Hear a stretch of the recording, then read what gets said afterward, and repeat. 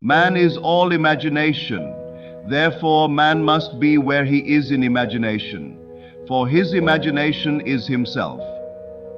To realize that imagination is not something tied to the senses or enclosed within the spatial boundary of the body is most important. Although man moves about in space by movement of his physical body, he need not be so restricted. He can move by a change in what he is aware of.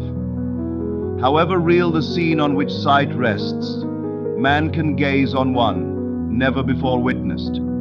He can always remove the mountain if it upsets his concept of what life ought to be. This ability to mentally move from things as they are to things as they ought to be is one of the most important discoveries that man can make. It reveals man as a center of imagining with powers of intervention, which enable him to alter the course of observed events, moving from success to success through a series of mental transformations of nature, of others, and himself. Does imagination comprehend reason? By reason, I mean deductions from the observations of the senses. Does it recognize the external world of facts in the practical way of everyday life? Is imagination a complete guide to behavior? Suppose I am capable of acting with continuous imagination. That is, suppose I am capable of sustaining the feeling of my wish fulfilled. Will my assumption harden into fact? And if it does harden into fact, shall I on reflection find that my actions through the period of incubation have been reasonable? Is my imagination a power sufficient not merely to assume the feeling of the wish fulfilled, but is it also of itself capable of incarnating the idea? After assuming that I'm already what I want to be, must I continually guide myself by reasonable ideas and actions in order to bring about the fulfillment of my assumption? Experience has convinced me that an assumption, though false, if persisted in, will harden into fact. That continuous imagination is sufficient for all things, and all my reasonable plans and actions will never make up for my lack of continuous imagination. Truth depends upon the intensity of the imagination, not upon external facts. Facts are the fruit bearing witness of the use or misuse of the imagination. Man becomes what he imagines. He has a self-determined history. Imagination is the way, the truth, the life revealed. We cannot get hold of truth with the logical mind. Where the natural man of sense sees a bud, imagination sees a rose full-blown. Truth cannot be encompassed by facts. As we awaken to the imaginative life, we discover that to imagine a thing is so makes it so, that a true judgment need not conform to the external reality to which it relates.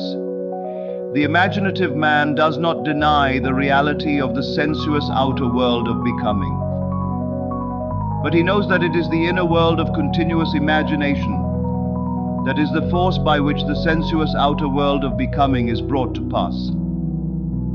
He sees the outer world and all its happenings as projections of the inner world of imagination. To him, everything is a manifestation of the mental activity which goes on in man's imagination, without the sensuous, reasonable man being aware of it. But he realizes that every man must become conscious of this inner activity and see the relationship between the inner causal world of imagination and the sensuous outer world of effects. What a comfort it is to know that all that I experience is the result of my own standard of beliefs, that I am the center of my own web of circumstances, and that as I change, so must my outer world. The world presents different appearances according as our states of consciousness differ. What we see when we are identified with a state cannot be seen when we are no longer fused with it. By state is meant all that man believes and consents to as true. No idea presented to the mind can realize itself unless the mind accepts it. It depends on the acceptance, the state with which we are identified, how things present themselves. In the fusion of imagination and states is to be found the shaping of the world as it seems. The world is a revelation of the states with which imagination is fused. It is the state from which we think that determines the objective world in which we live. The rich man, the poor man, the good man, the thief are what they are by virtue of the states from which they view the world. On the distinction between these states depends the distinction between the worlds of these men. Individually, so different is this same world. It is not the actions and behavior of the good man that should be matched, but his point of view. Outer reforms are useless if the inner state is not changed. Success is gained not by imitating the outer actions of the successful, but by right inner actions and inner talking. If we detach ourselves from a state, and we may at any moment, the conditions and circumstances to which that union gave being vanish. Determined imagination, thinking from the end, is the beginning of all miracles. I would like to give you an immense belief in miracles. But a miracle is only the name given by those who have no knowledge of the power and function of imagination to the works of imagination. Imagining oneself into the feeling of the wish fulfilled is the means by which a new state is entered. This gives the state the quality of isness. Hermes tells us that which is manifested. That which has been or shall be is unmanifested, but not dead. For soul, the eternal activity of God animates all things.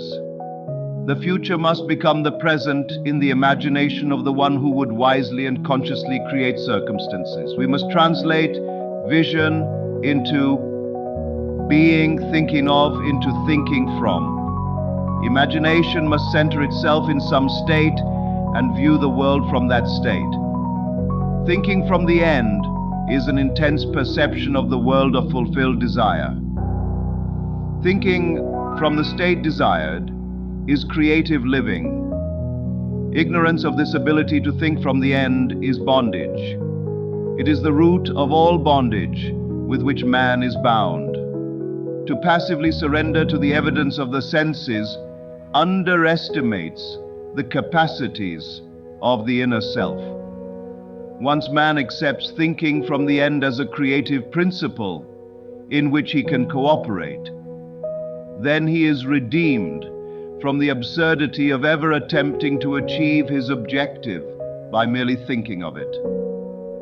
Construct all ends according to the pattern of fulfilled desire,